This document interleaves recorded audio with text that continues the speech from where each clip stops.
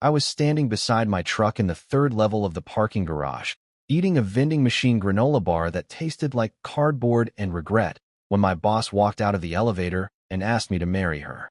That is not the kind of sentence you expect after a 12-hour day of permits, cracked stairwells, delayed concrete, and investors calling you like you personally offended their ancestors.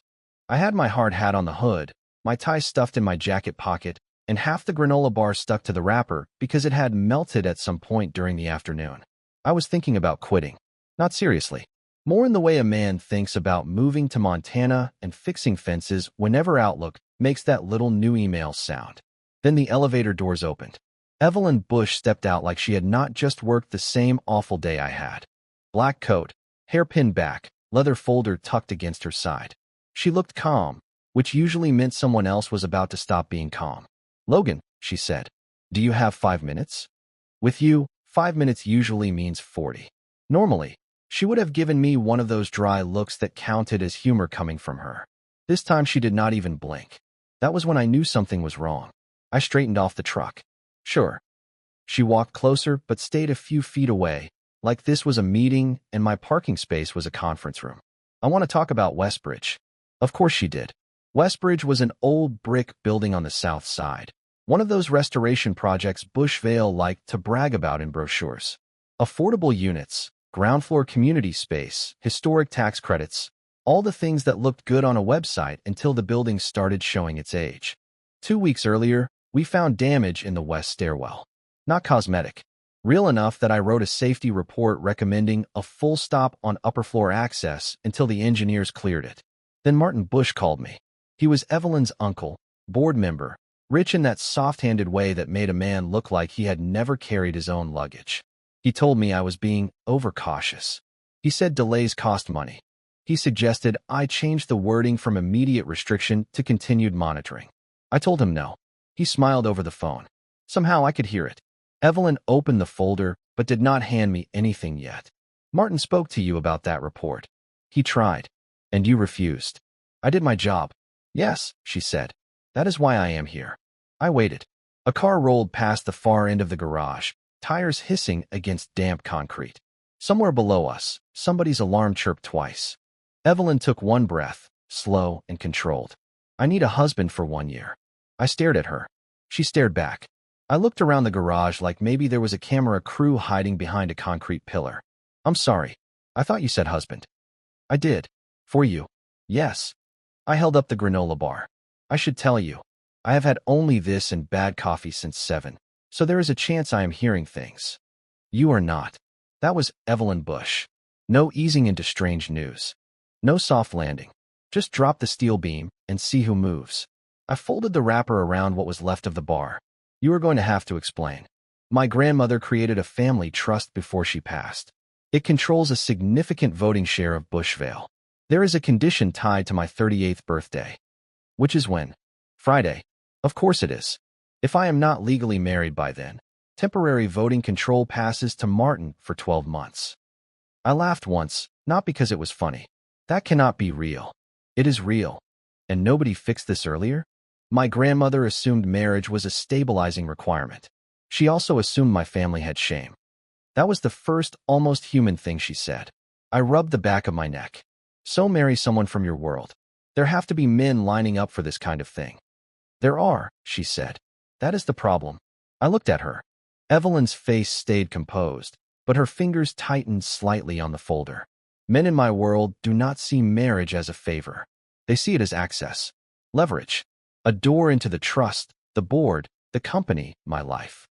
And I don't. You drive a 12-year-old truck and told Martin Bush no when he tried to pressure you. That is a low bar. Not in my family." The garage went quiet again. I should have walked away right there. Any sensible man would have. I worked for her. She was my boss. She was one of the most powerful people in the company. And she was asking me, in a parking garage, to step into a legal arrangement that sounded like the start of either a lawsuit or a nervous breakdown. "What happens if Martin gets control?" I asked. "He breaks up Bushvale. Sells the affordable housing portfolio first because it has the least patience from investors. Pauses restoration work. Liquidates anything with a slow return. Westbridge would be gone before the month ends." I thought of that building. the tenants waiting on repairs, the crew that had done everything right, the kids who rode scooters across the courtyard while we argued with inspectors.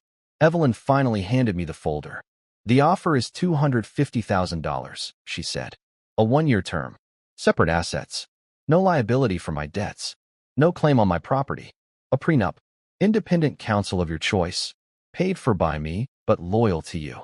HR will transfer you out of my reporting chain before anything is signed.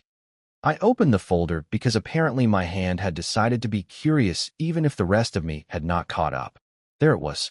Neat pages. Clean tabs. My name already typed in places that made my stomach feel strange. You prepared this before asking me. I prepare for every outcome.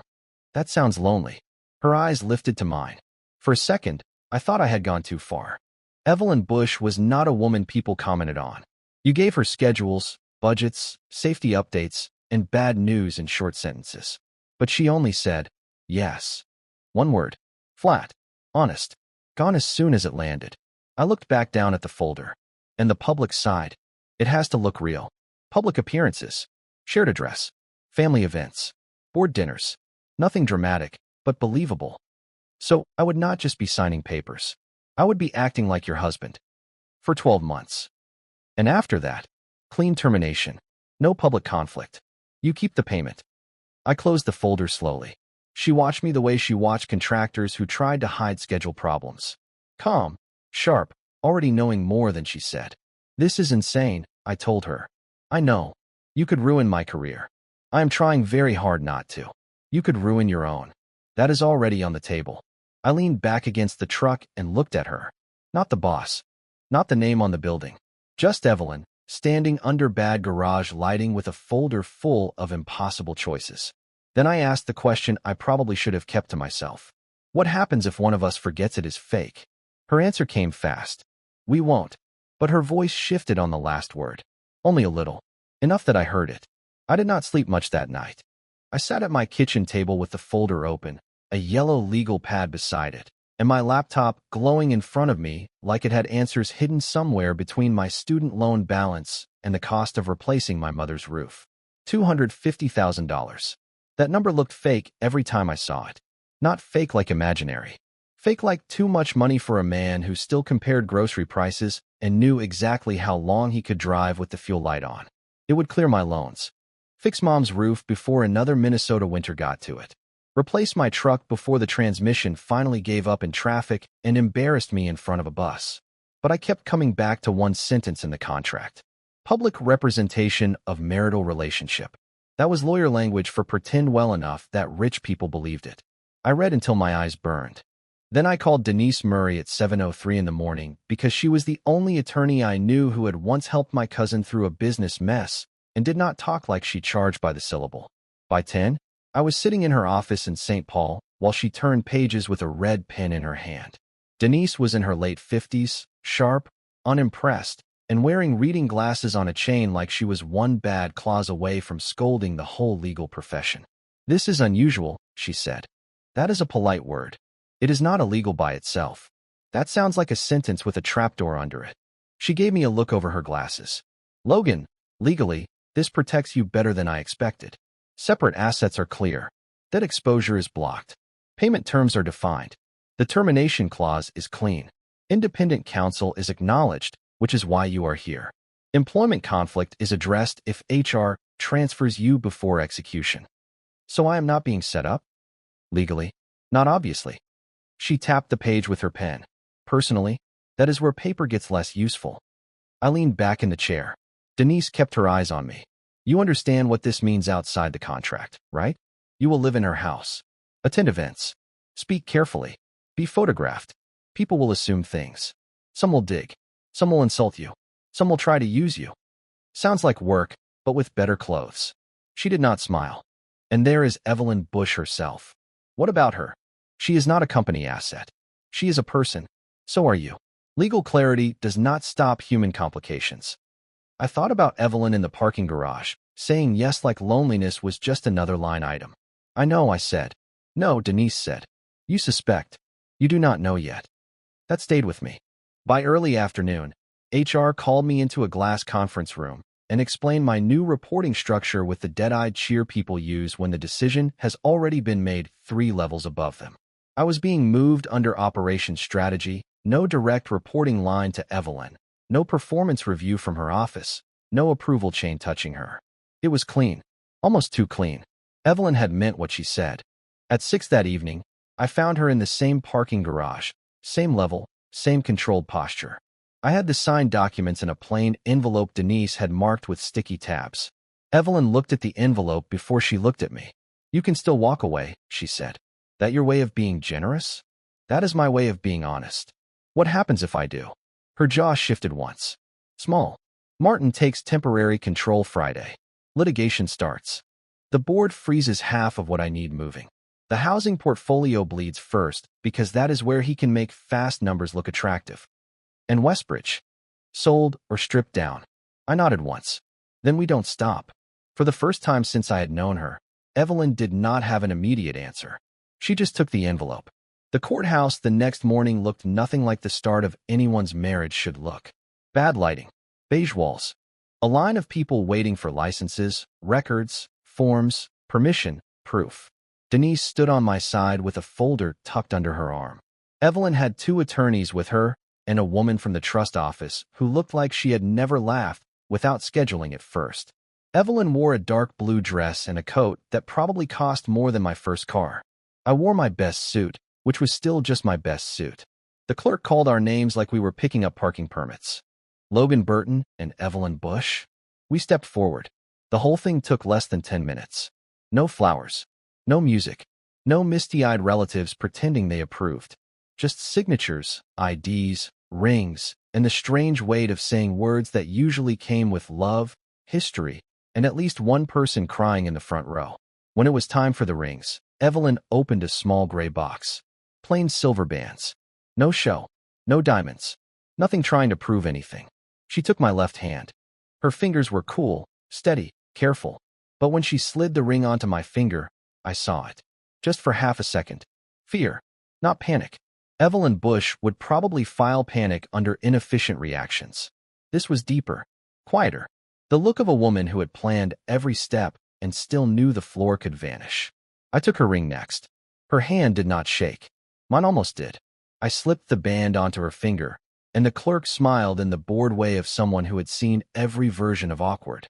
"You may kiss if you'd like," Evelyn said. "Not here. Fast. Calm." Denise coughed into her hand like she was hiding a laugh. I looked at Evelyn. Good to know there are standards. That earned me the smallest side glance. Not a smile, but close enough that I counted it. By 7 that night, I was at a private dining room downtown with Evelyn's family and half the board pretending they had not all been informed of this marriage by emergency emails and quiet panic. Martin Bush sat across from me with a wine glass in his hand and a smile that never reached his eyes. "So," he said, loud enough for the table, "Logan Burton, Senior Project Manager, correct?" "Currently Project Manager under Operations Strategy," I said. "Of course. State school?" "University of Minnesota." Practical. That was the idea. A few people looked down at their plates. Martin leaned back. "And your family is in development?" "My dad was a mechanic. My mom works at a clinic." "How refreshing." Evelyn's fork touched her plate. One small sound. The room noticed. I did not look at her. I kept my eyes on Martin. "It was," I said. "You learn early when something is actually broken and when somebody is just making noise." The table went still. Martin's smile thinned. Evelyn took a sip of water like nothing had happened, but under the table, her hand found mine. At first, I thought it was a warning. "Easy. Careful. Do not let him pull you into the mud." Then her fingers pressed once. Not warning. Trust. Martin saw the movement. His eyes dropped for half a second, then came back up. "How long," he asked, "have you two been involved?" Evelyn answered before I could. "Long enough." I turned my hand palm up under the table and held hers properly. Then I looked at Martin. Maybe the family not knowing says more about the family than the marriage. Nobody spoke for 3 full seconds. Evelyn's fingers tightened around mine. That was when I understood the real problem. Pretending to be Evelyn's husband might not be the hardest part. The hardest part might be remembering I was supposed to stop. Moving into Evelyn Bush's house felt less like moving in with my wife and more like being checked into a luxury hotel by someone who owned the hotel, hated hotels, and had already read the fire code. She lived near Lake of the Isles, in a house with tall windows, quiet floors, and furniture that looked expensive enough to make me stand straighter. Everything had a place. Nothing had dust. Nothing had dents. Nothing had ever been left on the counter because somebody came home tired and forgot. Evelyn gave me the tour with the same voice she used for development sites. Kitchen, office, guest suite. Laundry is through there. Security panel is beside the garage door. Code will be changed to include you by morning. Romantic, I said. She looked at me. Sorry. Habit. The guest suite has its own bathroom, she continued. There is closet space. I cleared 3 drawers. 3 whole drawers. This marriage is moving fast. That time, her mouth almost moved. Almost. My first night there, I put my duffel bag on the bed and just stood there for a second. The room was nicer than any apartment I had ever rented. Soft gray walls, clean sheets, a lamp that probably had a designer name, and a window facing a dark backyard with trees trimmed like they had signed contracts. I should have felt lucky. Mostly, I felt like I was waiting for someone to tell me I had parked in the wrong life. The public part started immediately. A board reception on Tuesday. A charity breakfast on Thursday. A photo outside Westbridge with Evelyn standing beside me while a communications woman told us to look natural, which made both of us look like we were being held at the site by legal order. People watched us everywhere. At work, they tried not to stare and failed. In restaurants, Martin's friends offered polished smiles and ugly little comments wrapped in manners. At company events, Evelyn would slide her hand around my arm at just the right moment, and I would lean close like husbands do when they know what their wives are thinking. We got better at it. That was the part nobody warned me about. You can practice a lie until it has rhythm. I learned when to reach for her coat. She learned that I hated sparkling water and would switch my glass without saying anything. I learned that when Evelyn said, "Interesting," in a meeting, somebody was about to have a bad afternoon. She learned that I needed 10 quiet minutes after investor dinners before I could speak like a normal person again. In public, we became believable. In private, things got more dangerous. Not in some dramatic way. No music. No sudden hallway moments. Just small things. Evelyn in glasses at midnight, standing barefoot in the kitchen, reading emails while burning toast so badly the smoke alarm chirped once. "You own a real estate company," I said, opening a window. "You know fire is bad for structures, right?" I was reading. "You were cremating bread." She looked at the toaster like it had betrayed her. "I usually have coffee. That is not a meal. It is efficient. It is bean water." She gave me the kind of look that had made contractors revise schedules without being asked. I made eggs. Badly. She ate them anyway. Another night, I found her asleep on the couch in the living room. Contracts spread across the coffee table, one hand still resting on a page like she had tried to keep working by force. The house was silent around her. Not peaceful. Empty. I stood there longer than I should have. At the office, Evelyn was impossible to miss. At home, asleep with her glasses crooked and her hair loosened from its pins, she looked smaller. Not weak. Never that. Just tired in a way she never allowed anyone to see. I picked up the throw blanket from the chair and covered her. She stirred. "Don't be kind if you don't mean it," she whispered, half awake. I froze with my hand still on the blanket. Then I said, "I don't fake that part." Her eyes opened a little. She looked at me like she wanted to believe it and did not trust herself to. Then she fell back asleep. After that, the house changed. Not all at once. Just enough. My work boots appeared by the garage door. My coffee mug stayed beside hers in the cabinet instead of being hidden on a separate shelf. She started leaving notes on the counter when she left early. Short ones. Investor call, move to 8. Eat something real.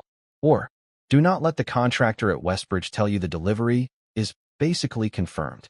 It is either confirmed or it is fiction. I started writing back. Toast is not dinner. Or, your plant in the office is not dead, but it is negotiating terms. She never mentioned the notes, but she kept them. The bribe came on a Wednesday. I was in the kitchen, eating leftover pasta out of a bowl, when an email landed from a law office I did not recognize. It was written in careful language. Very respectful. Very clean. Very much the kind of message that had dirt under every word. Martin was offering me $500,000. All I had to do was admit the marriage had been financially motivated, agree to an annulment, and provide a statement confirming that Evelyn had arranged it to control the trust. I read it twice. Then I forwarded it to Evelyn with one line. Your uncle thinks I'm more expensive than I am. She came downstairs 6 minutes later. Not 10. Not 20. 6. She was still in her work clothes, but her face had changed. The controlled mask was there, but cracked around the edges. You did not answer them? She asked. I just did. You did not consider it? It came from Martin. That is not an answer. It is mine. She stood across from me at the kitchen island, staring like I had done something complicated. It is double, she said quietly. I can do math. Most people can. Then most people can say no with better posture. She did not smile. Her eyes shone just a little, but she looked away before I could be sure. You have no idea how rare that is in my life, she said. I set the bowl down. Someone not selling you out? Someone not pausing to calculate first. That hit harder than I expected. For a while, neither of us said anything. The fridge hummed. Snow brushed softly against the kitchen windows. Her house, which had once felt like a museum, suddenly felt too small for both of us to hide in. Then Evelyn asked the question like it had cost her to form every word. When the year is over, are you already counting the days until you can leave? I should have had a safe answer ready. Something contract-shaped. Something clean. Instead, I looked at the ring on my hand. No, I said. That's the problem. Her breath caught once. Before she could answer, the security panel near the garage door chimed. A camera feed lit up on the wall screen. Martin stood at the gate with 2 attorneys beside him and a camera crew behind him. Evelyn went still. I walked closer and looked at the screen. Let him in. She turned to me. Logan, if we leave him outside, he controls the picture, I said. If we bring him inside, he has to speak plainly. The gate camera kept glowing between us. And for the first time since this whole thing started, Evelyn did not look like she was deciding alone. Evelyn opened the gate herself. She did not rush. She did not smooth her dress or fix her hair or do any of the little nervous things people do when they know they are about to be cornered. She walked to the front hall, pressed the button, and watched the camera feed as Martin's black car rolled up the drive like he owned the bricks under it. I stood beside her. Once they come in, she said, do not answer quickly. I know. Do not let him pull you into anger. I know. And do not protect me by lying. That made me look at her. Evelyn kept her eyes on the screen. I have had enough people lie around me and call it loyalty. Before I could answer, the doorbell rang. She opened the door. Martin Bush stepped inside with 2 attorneys, a woman holding a phone on a stabilizer, and a local business reporter I recognized from investor panels. Martin looked pleased with himself in a way that made me want to check the floor for oil. Evelyn, he said, I am sorry it has come to this. No, you are not. His smile held. The public deserves clarity. The board deserves clarity. And frankly, so does the trust. You brought a camera crew to my home for clarity? I brought witnesses. I stepped into view. Martin's eyes moved to me, and his face brightened like he had been waiting for the cheaper actor to walk on stage. Logan, good. This involves you most of all. Evelyn's attorneys had already arrived through the side entrance. I had not even heard them come in. That was Evelyn. Even when she looked cornered, there were pieces moving. Martin lifted a folder. I have documentation showing this marriage began with a financial agreement. A payment. A term. Legal protections. In other words, your marriage was purchased. The reporter looked from Martin to Evelyn, then to me. Evelyn's voice stayed calm. That is stolen legal material. That is not a denial. No, I said. It is not. Everyone turned. Evelyn did too, but she did not stop me. I stepped forward until I was standing between her and Martin, not blocking her like she needed it, just standing with her. The marriage began as an agreement, I said. Money was involved. Lawyers were involved. The term was 1 year. I signed papers. So did she. Martin's smile widened. Then I kept going. But your mistake is thinking the ugliest part of a beginning is the whole story. The room went quiet. I looked at the camera, then at Martin. Evelyn came to me because you were about to take control and cut apart everything useful this company still does. Affordable housing. Restoration work. Westbridge. She needed someone you could not buy. Martin gave a soft laugh. And she bought you instead. She paid me under a contract, I said. You tried to buy me in secret. His face changed. Not much, but enough. I pulled out my phone and opened the email. $500,000 to admit the marriage was financially motivated, agree to an annulment, and hand you a statement against her. Double her offer. Through your attorneys. One of Martin's lawyers leaned toward him fast and whispered something. Evelyn stepped forward now. Her voice did what it always did in rooms full of people who thought noise was power. It cut everything flat.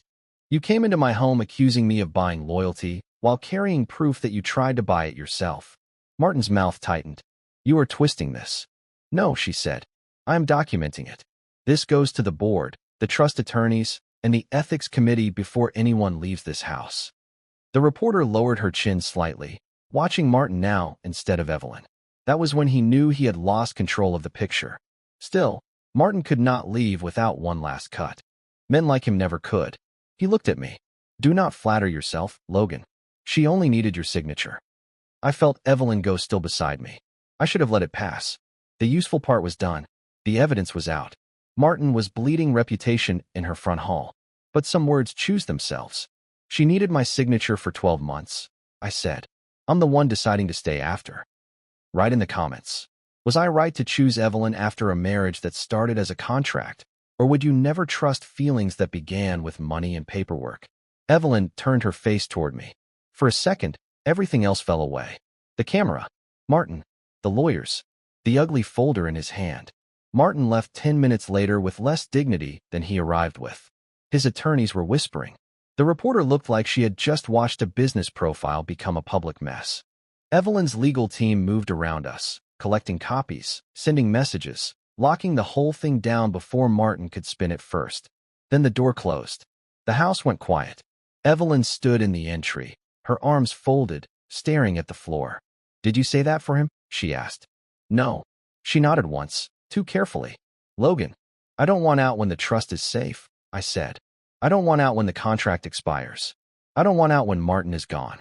I don't know exactly when the fake part ended, Evelyn, but it did. She looked at me then, and all that control finally slipped. Not loudly. No dramatic collapse. She just stepped closer, put her forehead against my chest, and let herself breathe like she had been holding it for years. I wrapped my arms around her. No audience. No contract language. No strategy. Just her, staying. And me, already home. The next months were not suddenly easy. Martin was removed from committees after the board review. The affordable housing portfolio stayed protected.